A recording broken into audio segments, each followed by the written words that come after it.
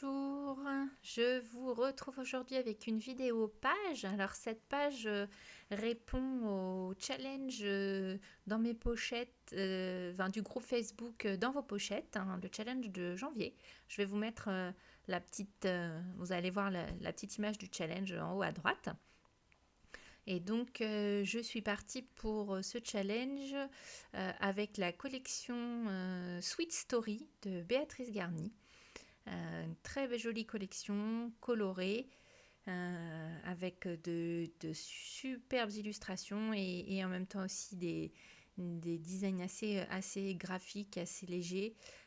C'est toujours des collections assez complètes que nous propose Béatrice Garny. Donc voilà, j'ai utilisé donc un papier 30-30 dont vous voyez là, je suis en train de découper l'intérieur pour récupérer en fait le papier imprimé, puisque je vais faire en fait un cadre autour de mon cardstock blanc. Donc en fait, j'ai pris un cardstock blanc de 30 par 30, j'ai retiré 2 cm de chaque, 2 cm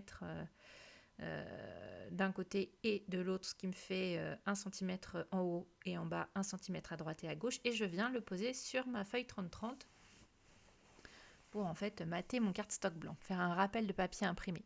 Donc dans le challenge, il faut utiliser un maximum de cercles. Donc j'ai décidé d'utiliser une photo sur laquelle je mets un dies rond pour la découper. Voilà, c'est une photo de moi et de ma binomette chérie Steph la Bulle. Je te fais des gros bisous ma bichette si tu passes par là. Et donc je vais jouer avec perfo et dies rond pour respecter le challenge, tout simplement. Je perds mes mots.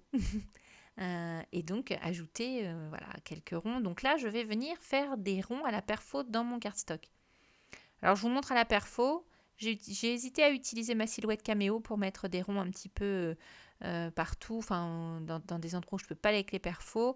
Puis tout compte fait, je me suis dit que pour certaines d'entre vous, vous n'avez peut-être pas la caméo, donc autant vous le montrer comme ça. Donc voilà, je suis venue avec différents diamètres de perfos. Et là, je prends du papier transparent, hein, le transparent de bureau. Et donc, je viens découper des petits carrés de transparent que je viens coller derrière mes cercles.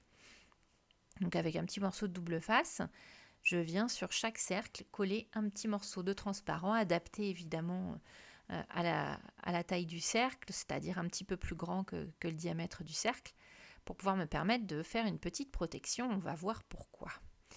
J'ai eu envie d'ajouter voilà, un peu de volume, un petit peu de texture à cette page. Et comme dans le challenge, on doit proposer des ronds, des paillettes, du doré pour voilà, en rapport avec la galette, n'est-ce pas? Eh bien, je suis venue donc créer, voilà, on voit tous mes petits morceaux de transparent derrière mes ronds. Et maintenant, je vais retourner ma page. Je regarde un petit peu, voilà, je vais me servir de mon papier imprimé, de la chute de mon papier imprimé de ma page, de la page utilisée pour faire des ronds un peu plus grands que ceux qui sont découpés pour pouvoir fermer derrière mes petits transparents. On va toujours voir pourquoi, je ne vais pas vous spoiler la suite de la vidéo. Donc j'ai préparé mes ronds et maintenant je viens avec avec de la mousse 3D entourer chaque petit rond du côté où j'ai collé le transparent, bien sûr. Et voilà, vous voyez ce que j'ai préparé. Et on va y glisser quelques paillettes et quelques sequins. Ça me fait des petites checker box en fait derrière mon papier. Donc en fait là ce qui se passe, c'est que j'ai décollé juste un tout petit morceau d'opercule de mousse 3D.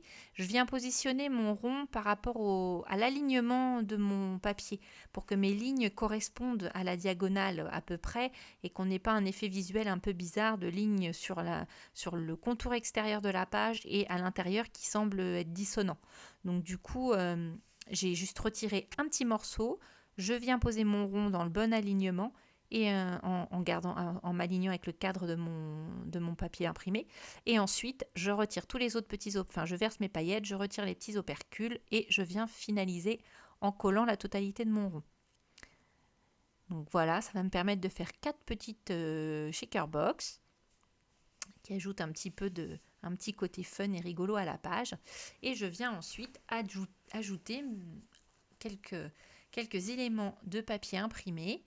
Donc là, ce sont des chutes de la collection Sweet Story. J'ai proposé un mini-album avec cette collection qui sera en ligne vendredi sur ma chaîne YouTube et sur le blog de Dans mes pochettes. Et là, avec les chutes, je vais faire quelques pages pour vous montrer différentes façons d'utiliser cette collection. Donc là, je récupère dans mes chutes de papier des ronds que je découpe avec mes perfos. Donc je varie les imprimés pour ajouter un petit peu de couleur et puis un petit peu de variété sur la page. Et je viens compléter autour de mes petites shaker box avec différentes tailles de cercles. Bon, au départ, je les positionne un peu aléatoirement pour voir ce que ça va donner et puis me faire une petite idée. Et puis, au fur et à mesure, je vais préciser la mise en page. Donc, c'est souvent, voilà, je positionne tout, je ne colle pas. Et puis, je passe au collage qu'une fois que la totalité de ma mise en page me convient, pour pouvoir avoir la possibilité de changer si le visuel global me convient moins. Donc là, en fait, je vais découper un rond en papier imprimé un peu plus grand que ma photo pour venir lui ajouter juste à l'arrière, un petit peu en décalé, pour ajouter une petite touche d'imprimé et égayer un petit peu le blanc de mon fond de page. Et puis je viens toujours compléter avec quelques cercles supplémentaires pour équilibrer entre les différentes parties de la page. Donc cette page, elle est toute simple à reproduire. Vous pouvez très bien, vous pouvez adapter avec plein de collections. Et puis bon, c'est assez ludique à faire. C'est pas très long. J'ai dû mettre un petit peu une heure, une petite heure pour faire cette page. Alors là, je mets quelques petites gouttes d'encre dorée. Pareil pour ajouter un petit peu de texture sur mon fond de page. Donc on laisse bien sécher évidemment.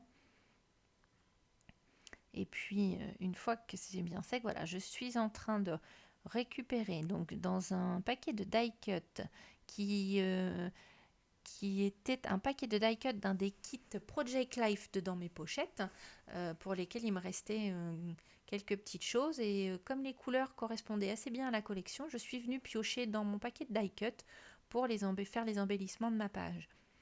Ce qui permet d'avoir quelque chose de très rapide et puis aussi d'utiliser les restes de kit. Je garde un temps le kit monté avec toutes les chutes et les restes et ensuite je le désolidarise complètement, je récupère mes chutes de papier, je récupère mes cartes PL supplémentaires, je récupère les embellissements et je range tout ça pour après les utiliser au fur et à mesure de mes projets. Donc là, je viens coller mes petits cercles en les montant en partie sur mousse 3D parce qu'avec l'épaisseur de la page, j'ai un petit peu d'épaisseur donnée par mon centre de page qui est blanc et les petites shaker box en dessous. Donc du coup, je viens ajouter un petit peu de mousse 3D.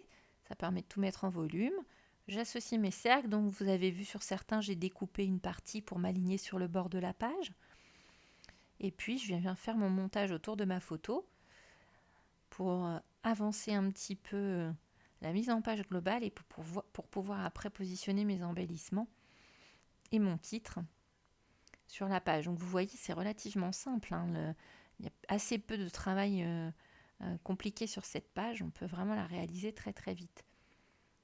C'est l'avantage d'utiliser comme ça les perfos et un paquet de die cut. On peut rapidement faire ces embellissements et faire la mise en page pour obtenir une réalisation facile et rapide pour un challenge. C'est vrai que ça peut être assez intéressant quand on a un petit peu de temps devant soi mais qu'on ne veut pas non plus y passer des heures. Ça a l'avantage d'être assez rapide et efficace.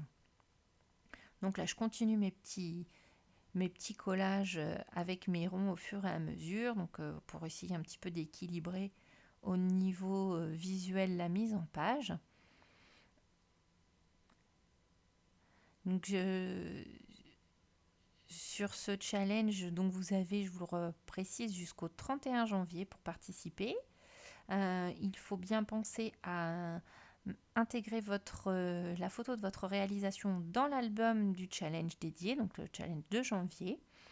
Et puis, à la fin du mois, il y aura donc un vote de l'équipe créative dans mes pochettes pour la réalisation préférée et également un tirage au sort pour vous permettre de gagner donc à chacune des lauréates un bon d'achat de 10 € sur la boutique de Perrine. Donc n'hésitez pas à participer.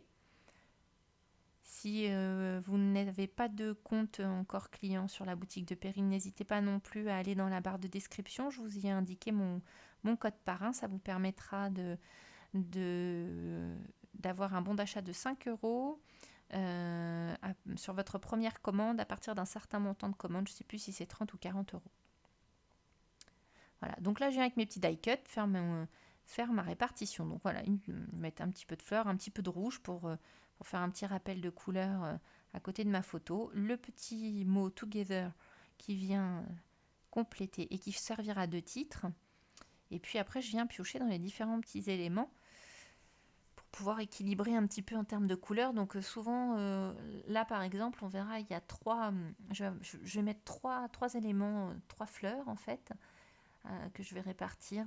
Souvent, on fonctionne par 3, hein. C'est les triangles, ce qu'on appelle le triangle visuel pour équilibrer en fait une création. Donc là, je vais rajouter une petite fleur sur le côté. Vous voyez, je cherche à quel endroit elle va être la plus intéressante à poser. Et elle va se retrouver sur le côté gauche. Donc là, j'ai à peu près la répartition, la mise en page qui me convient. Et je vais compléter après, voilà, avec quelques éléments. Alors ça, ce sont dans mes boîtes de die cut. Alors, c'est en voyant Perrine, en fait, ranger tous ces die cut. Alors, elle les range par couleur dans des petites boîtes qui viennent de chez We Are Memory, qui sont disponibles chez Dans mes pochettes. Que j'ai acheté les mêmes boîtes. Moi, je les range par collection, plus que par couleur. Mais bon, voilà, après, c'est mon rangement à moi. Je suis venue, alors là, vous voyez, ajouter un petit sujet en résine, un petit cactus, pour répondre toujours aux contraintes du challenge qui était de mettre quelque chose en volume pour rappeler la fève de la galette. Donc là, on pourrait presque penser que c'est une vraie fève. Et je viens donc après coller le reste de mes éléments une fois que c'est équilibré, donc en jouant avec les volumes toujours, soit en collant directement, soit en jouant avec de la mousse 3D pour permettre de donner à la fois cette sensation de volume et puis un petit peu de dynamisme sur la page. Ça, c'est vrai que voilà, et vous voyez, je viens de proche en proche coller mes éléments. Ce qui m'arrive aussi, c'est quand j'ai une mise en page qui me convient à peu près, je prends une photo de ma page. Et ensuite, si je retire mes éléments, avec la photo, je retrouve en fait le placement assez rapidement, ce qui me permet de coller après, voilà, quand j'ai un petit peu de travail à faire, par exemple sur un fond de page. Je me sers de mon téléphone pour faire une photo. Et comme ça, je ne me repose pas la question pendant 2 heures de savoir où étaient les éléments que j'avais choisis. Donc là, je joue sur les épaisseurs de mousse 3D. Là, c'est des petits carrés qui sont beaucoup plus fins que le petit rouleau que j'ai utilisé juste avant, pour jouer un petit peu sur les différentes épaisseurs. Et ajouter voilà, un petit côté, un petit peu de fun avec cette petite bannière.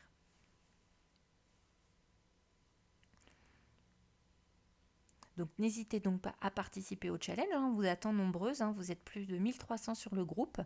Il y a parfois des mois où, comme au mois de décembre, les participations n'étaient pas très nombreuses. N'hésitez surtout pas à tenter votre chance et à participer au challenge.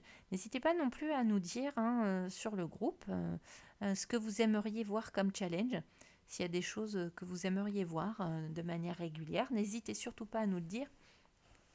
On essaiera avec plaisir de vous proposer des choses que vous avez envie de faire.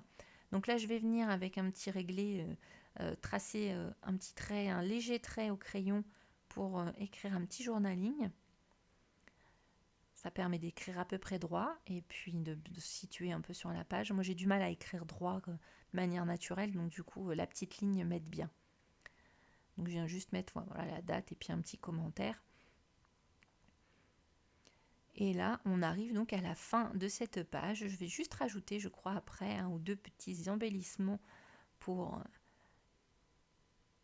occuper un tout petit peu mon fond de page. Mais on touche à la fin. Donc si la vidéo vous plaît, n'hésitez pas à la partager. Vous pouvez partager sur Facebook, voilà. N'hésitez pas à partager. Ça fait vraiment vivre la chaîne et puis ça amène plein de nouveaux abonnés.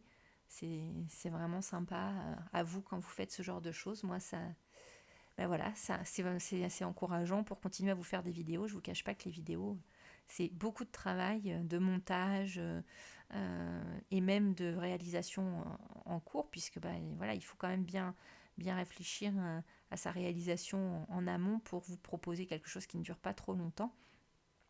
Donc n'hésitez pas à partager, à vous abonner, à me laisser un commentaire. C'est vraiment toujours agréable de vous lire. Et donc je vais vous laisser avec les photos. N'hésitez pas non plus à aller vous rendre sur le nouveau groupe créé par Perrine qui concerne le Project Life, qui va vous proposer aussi vidéos, challenge, petits live. Et puis moi je vous dis à très bientôt sur le groupe et puis sur cette chaîne aussi, puisque ça sera aussi sur YouTube. À bientôt et bon scrap!